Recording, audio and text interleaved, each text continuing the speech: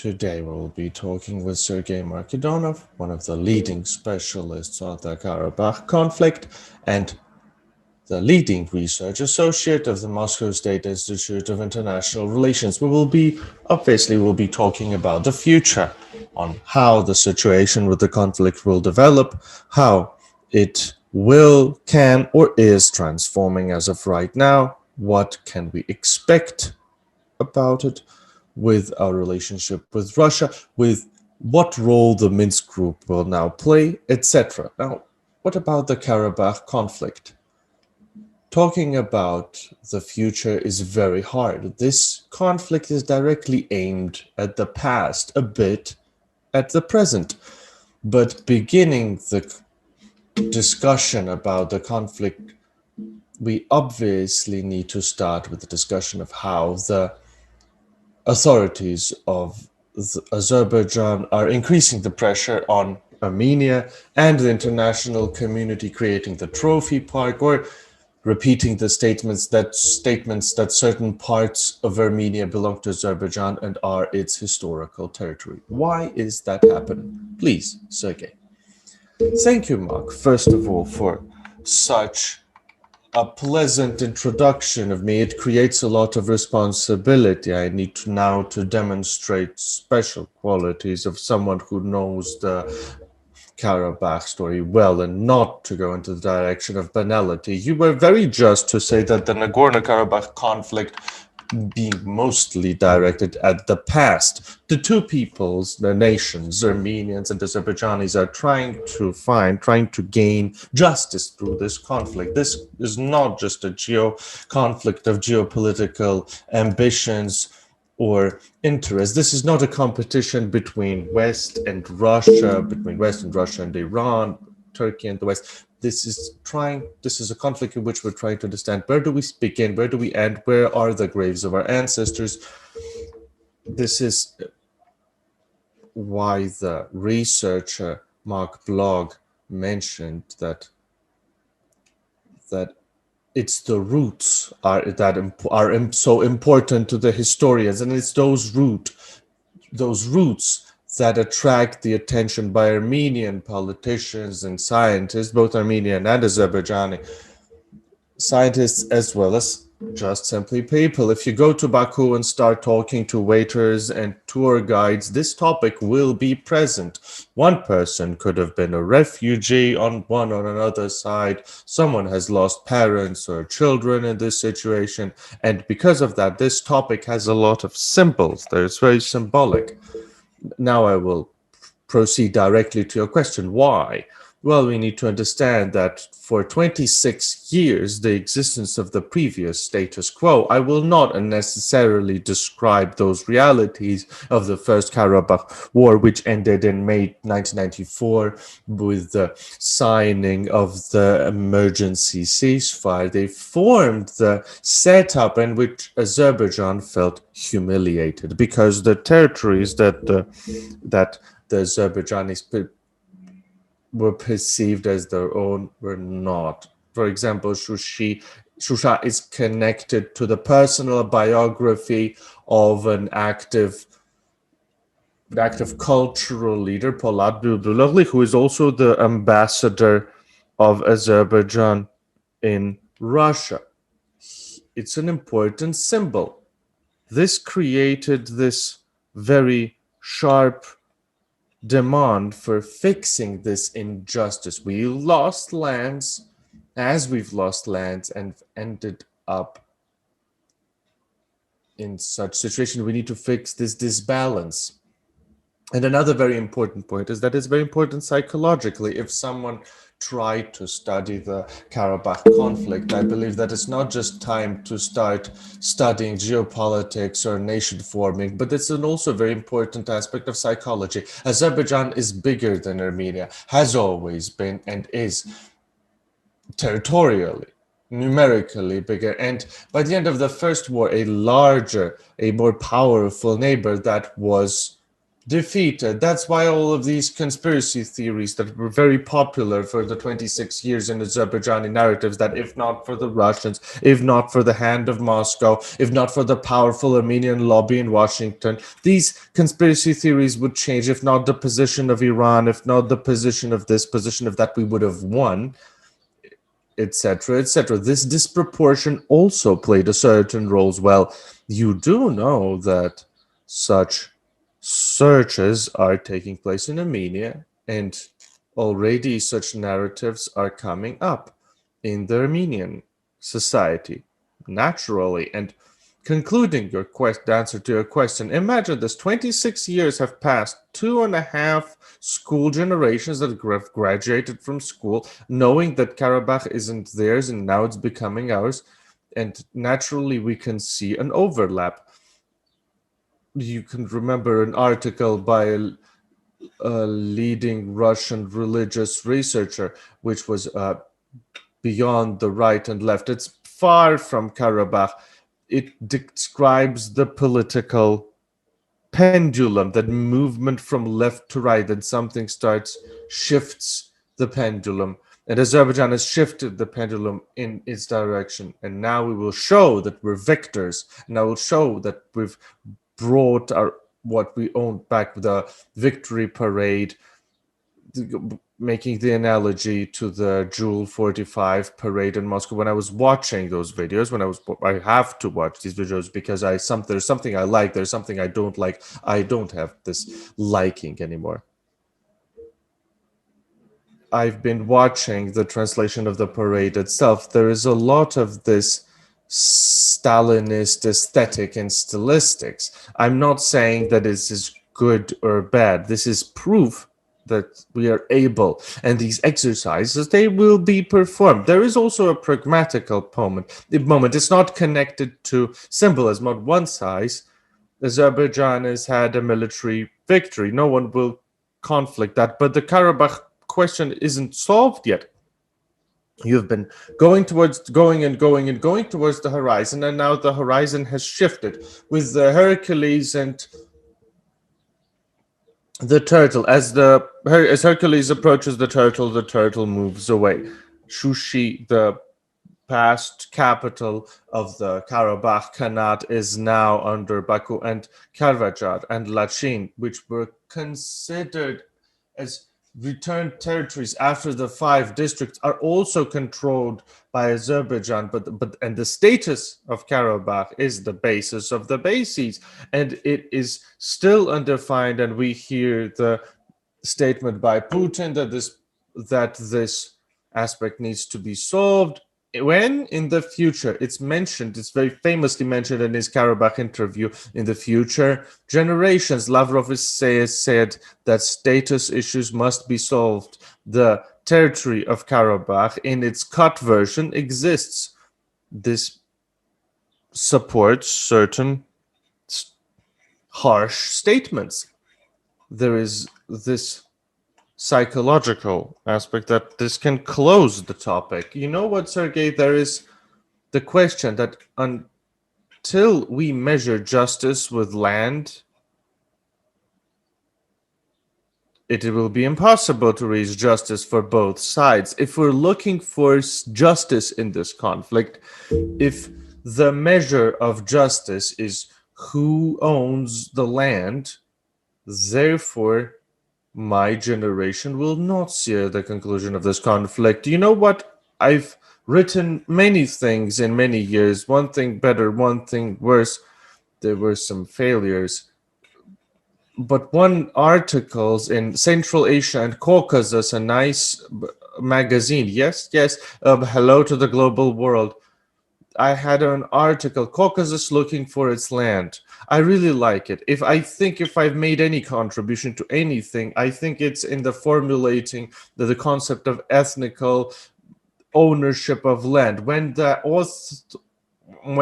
authorities of a land, of a country, states that we're expressing our desire to be the owner of this land, and if your state ownership, you want to decide if you're going to live and who lives in which role, first, second, third role. And this land is this is not a problem for Armenians and Azerbaijanis. This is also for Georgians, and not just for social media on a scientific level. When there is the argument, do you remember this year there was this referendum for 19.5%. So what?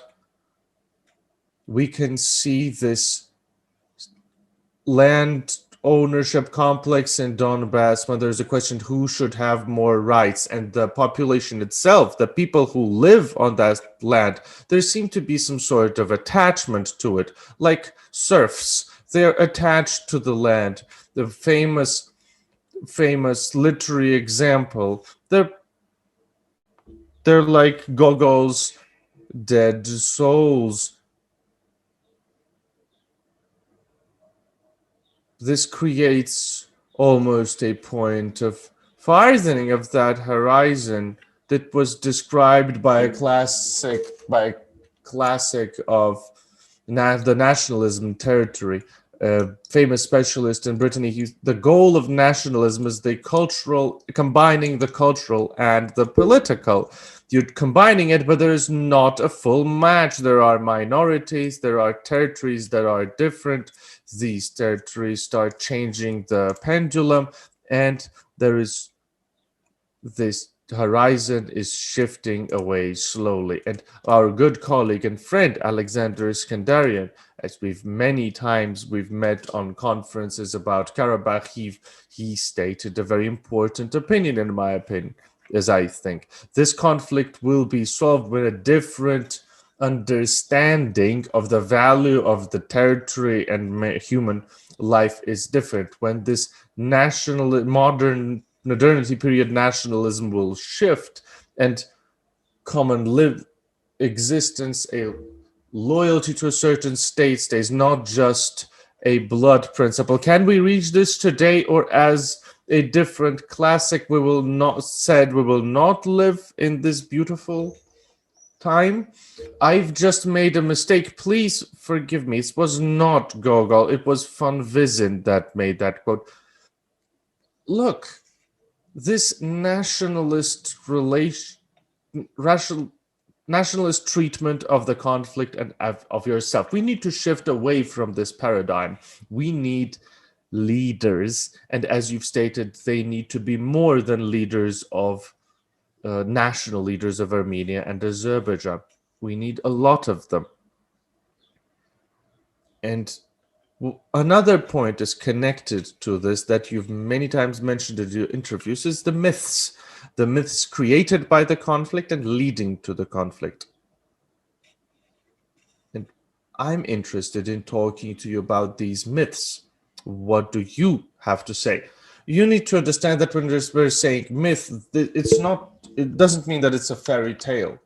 It's not a story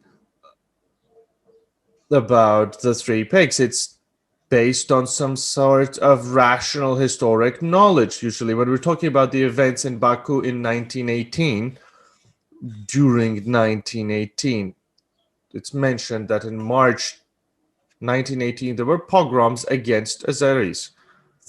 Is that true? Yes, of course. And then we say, in September were the pogroms against Armenians? Yes, by Azeris and the Caucasus Islami Turkish army that supported the Azeri movement. It means that two sides take one focus of the problem. They focus on this understanding of suffering. If we have a look at official documents in Azerbaijan during the rule of Haydar Aliyev, there was an official statement on the days of the genocide of the Azerbaijani people. Though many facts there are true, they're proven by archived documents, not falsifies. It's not that someone wrote this, came up with this. There were negative things both by the Armenian side, we need to admit this, and even crime. But this does not describe the collision.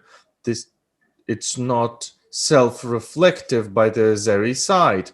What is a myth, I would say, is the reduction, is the simplification. When you take the picture of the world and you tear out the right points and you build a position that you're right, that you're irrefutably and 100% right, and you're right in all of your actions, yes, they can always be explained. Yeah, we did pogroms. Yeah, why? Because they made pogroms.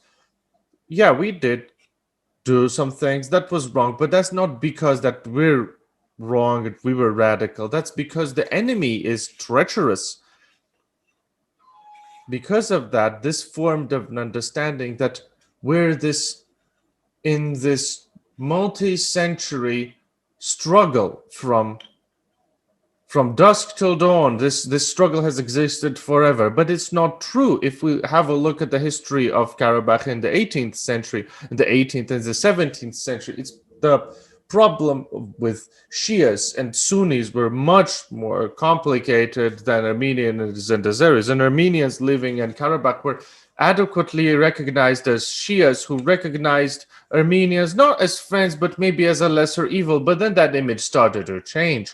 The concept of loyalty, imperialism, universality started to shift to principles of nationalism. When the concept of your land was introduced, you need to understand that myth creators miss frequently when Caucasus of the beginning of the 20th century is mentioned, as well as the Caucasus of the end of the 20th century, or the beginning of the 21st century. And that is two very big differences, because in the beginning of the 20th century in the Caucasus, when we're talking about Baku in 1955 or in 1918, it's a completely different Baku than 1990, and absolutely has nothing to do with the Baku of today. Same thing about the Yerevan district. Those are completely different pictures. And we get a picture that it seems that in the myth there is this frozen king, that people don't change. The way that we've started the struggle since ancient times, we will continue this struggle. The danger of the myth is that it fully determines the future. The future cannot change. Why? Because this land is holy. This struggle is holy. Because my father's struggle, my great grandfather, my great grandfathers have participated in this struggle, and it's predictable, it's predetermined. The situation isn't changed, and because of that, there is no necessity for creativity. Just follow the situation, be loyal, be predetermined. You're right as part of this myth. In Armenia, they say not from Adam, they say from Noah, but this is because of local reasons. There is another element to this. For years, for decades of this conflict, though, they've led to the fact that to define themselves, as we've said in the beginning, maybe that's an emotional definition of oneself, define themselves as someone who's against Armenians. And Armenians are those who are against Turks. And by Turks, we understand both Turks and Azeris. This element, this context in which we exist, it almost defines us through a negative, through our treatment of others through a negative, which it seems also does not support a transition into the future. Not only does not support, this is an important topic about Turks. Currently, I'm working on an article which is going hard, to be honest. But although I know the topic and all of these terms, I want some more originality. I'm considering the Armenian-Turkish relationship in the contemporary relationship, and they've gone through a certain revolution. And by the time of the collapse of the Soviet Union, that was a relationship in the past. That was a tragedy, and the Turkish state doesn't affect us in particular. They're part of NATO. They're a neighbor of the Soviet Union. This general Soviet reality covered the Armenian reality. The relationship was historical and human. Now they've become geopolitical. The Armenian-Turkish relationship of today are not about 1915. They're about 2020. This is an interesting research. This is a transformation when a historical trauma, starts to receive a contribution from a contemporary one. A lot of people have mentioned maybe we're different, they're different, but apparently we're different, but there are reasons for conflicts, and it's hard to bring in sense into this. One thing is when you're discussing something in a perspective of 100 or 200 years, and another case is that you're discussing events that took place a month or two ago. I think what you're saying is very important because and by saying we, I mean those who live in the South Caucasus, we have this quality. We live in all times at the same time. What happened 100 years ago, for us, it's as important as what happened 3 years ago or even the day before yesterday. And this is a point that you should pay attention to, by the way.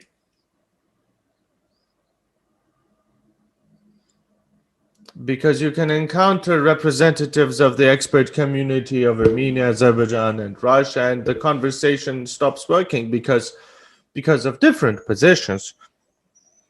But the understanding of the importance of certain events in the past is not usually equal. That's why going far in, for example, in March, I was on a conference in your university named after your university, the Abovyan University, was dedicated to the 100-year anniversary of the Moscow Agreement, the Kars Agreement that were being discussed.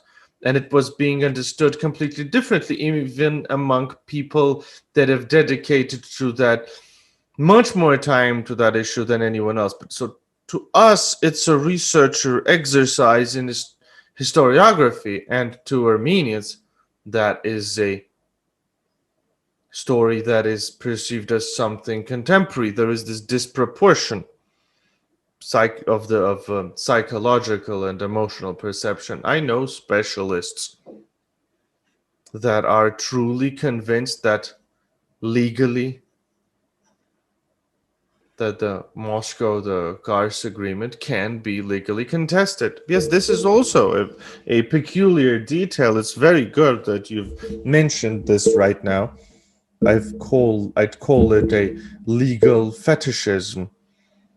It's often encountered in the Armenian expert sphere, by people who say that this agreement has violated this formality, has crossed this formality. This is why it should be cancelled. But law doesn't usually describe reality. Why in the legal relationship I'm a skeptic?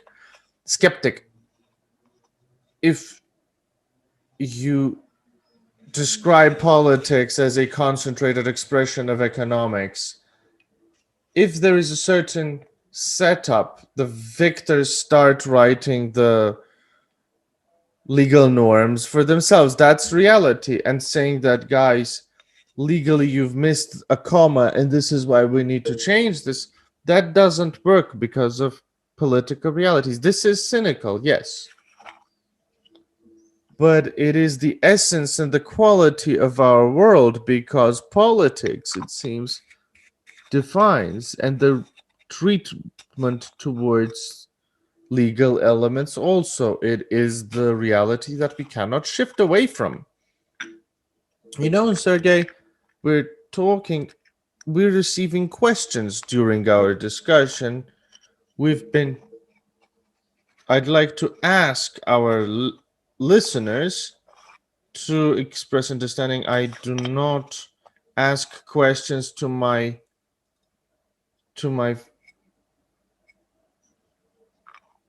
our guests, questions about current Armenian politics. I understand that those questions are very important, but we're not talking about politics, and not today. We're talking about the future. the conflict, the Karabakh conflict, has a very serious geopolitical component. In any case, we pass that component, we touch this component, and the question that we have is directly related to the geopolitical component. Russia started a bad game. This is written by Aram Makarchan on the Caucasus region, and we can feel it. Is Russia rational, and can Russia withstand global pressure in the Karabakh direction without a real Armenia? Thank you. I do not know what's a bad game. What are the criteria for a bad or a good game? Every state has its interests. Every state tries to follow them, and apart from interests, they have certain realities. Politics are an art of what's possible. Any state builds its politics that way. Because if it wasn't so, probably we could have proceed to the Turkish attack from the side of Gyumri wasn't done. That can be understood why it didn't happen. The politics is the art of what is possible. Getting to the Russian position on Karabakh, this is not a secret.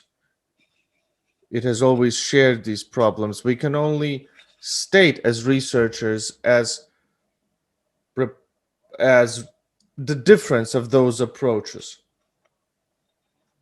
Those were the problems of security and the problems of identity. After the victory, the Armenian identity was focused on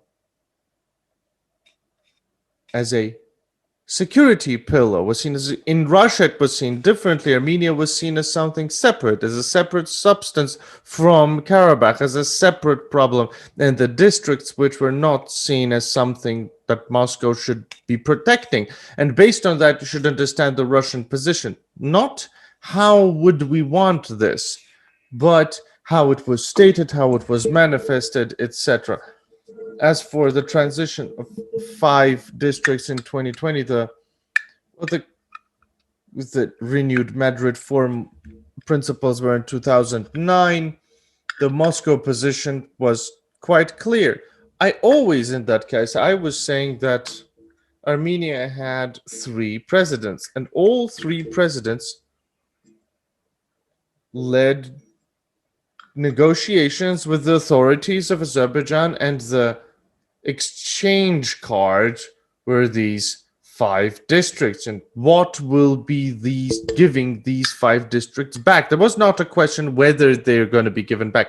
All leaders of Armenia conducted these negotiations, and the fact that the Armenian society didn't notice that is more of an internal question than the real politics and real diplomacy. Also, I'd mentioned the following aspect: the aspect of negotiations and compromises was very individual, because supporters of Kocharyan were saying that Petrosyan was preparing for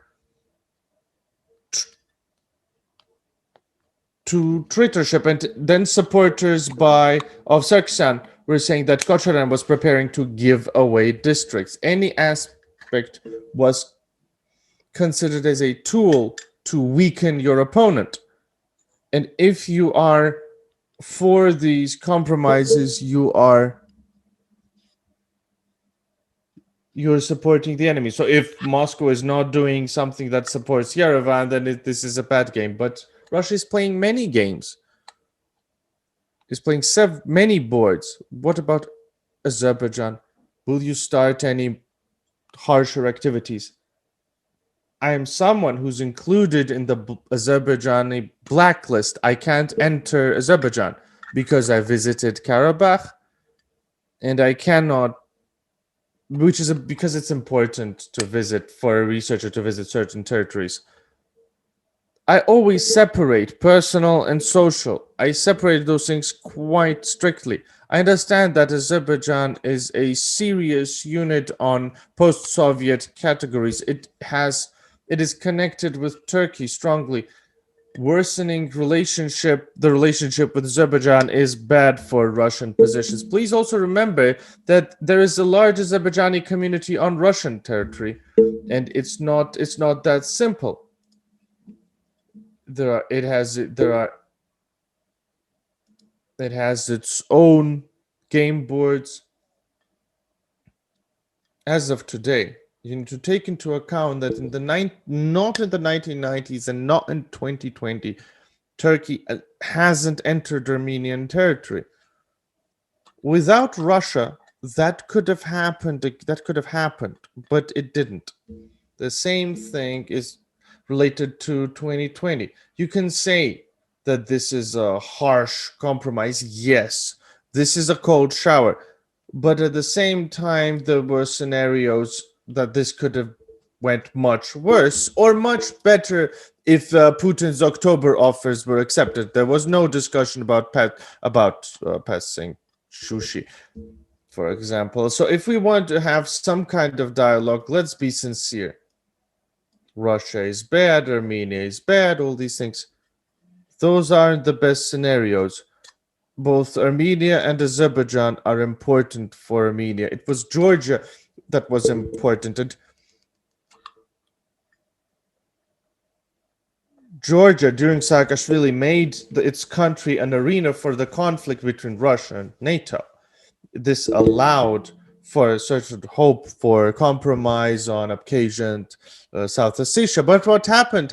As for global pressure, the Caucasus topic in this global aspect is not a key topic, thank God, by the way, because if it was some kind of remake of the Middle East or the Balkans, I don't think that the situation on the Caucasus would have been much better and calmer. The pressure on Russia, we can see it, it's quite significant.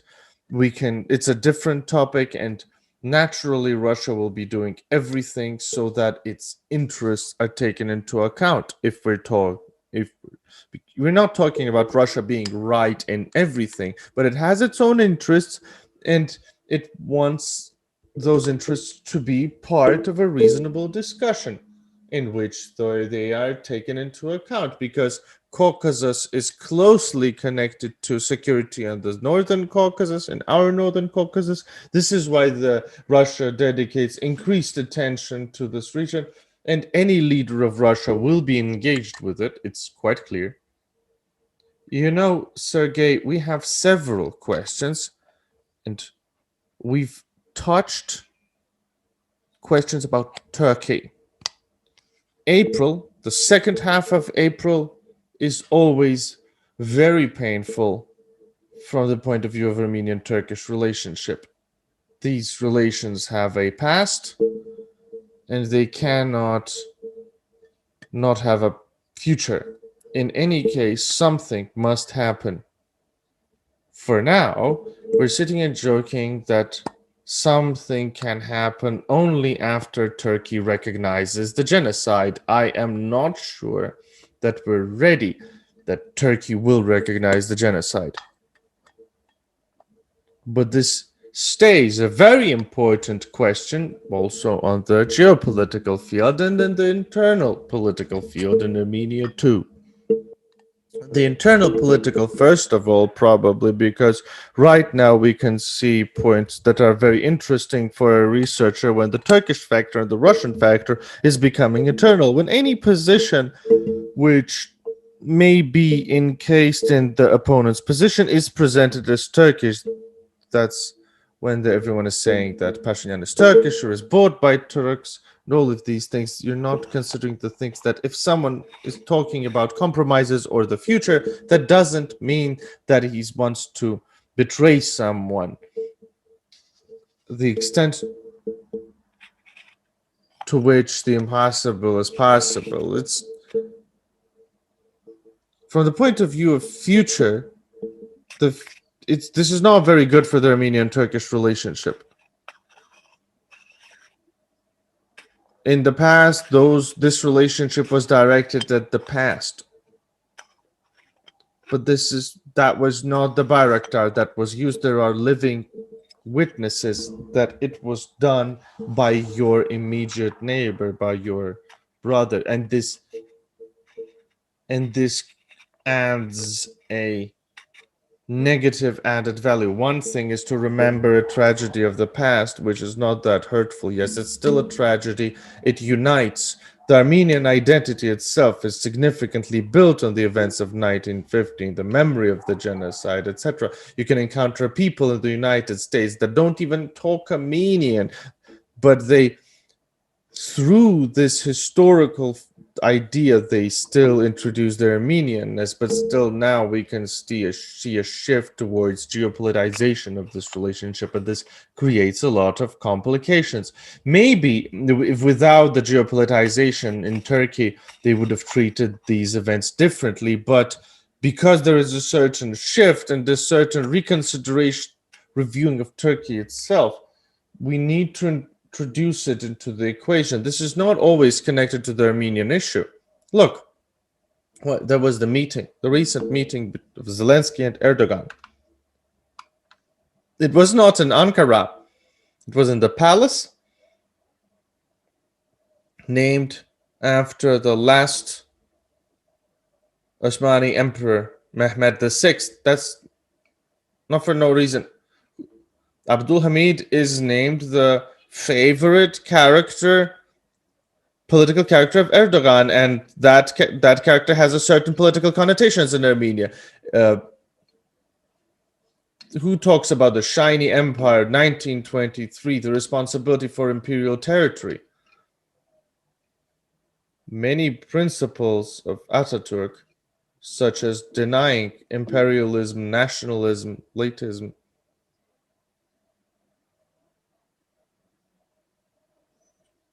public state, yes, there is a reconsideration. This makes the problem deeper. This is today's aspect, an identity that was subjected to a Western collective is now under doubt.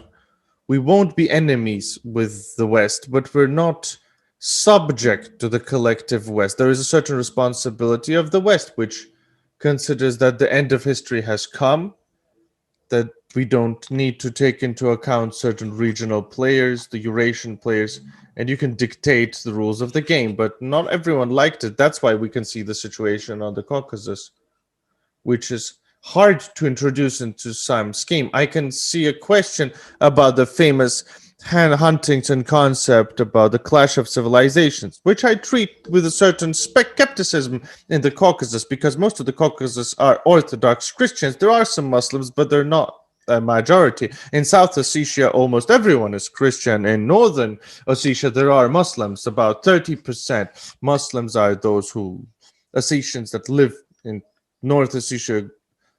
In Beslan, there are some Muslim Ossetians. South Ossetia, there are almost no Muslim Ossetians. It's almost a purely Christian territory.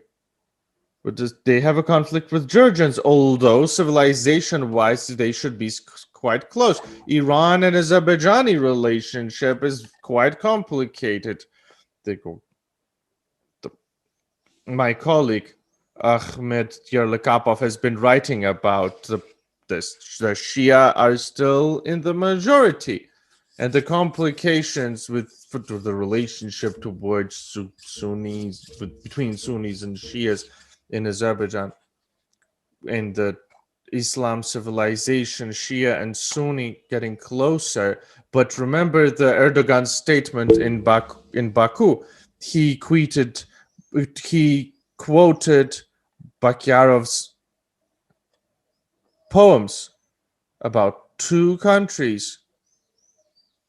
I don't think that there is a certain scheme, Huntington scheme or a Fukuyama scheme works in the Caucasus. The situation is much more complicated, and include the Persian and the Ottoman Empire had conflicts for the territory of modern Armenia included, by the way. Thank you very much, Sergey. I think that our conversation, it was serious, to no doubt. I think that it was also fruitful. Unfortunately, we constantly shifted toward questions of the past because we were supposed to talk about the future. Well, what can you do? The conflict forces us to think in the second direction more and more.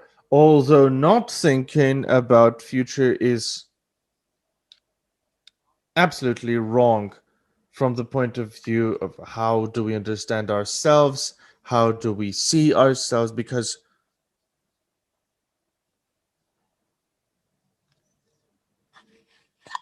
thinking of ourselves as a people that does not look into the future is wrong, as I think. Thank you very much, Mark, for this invitation.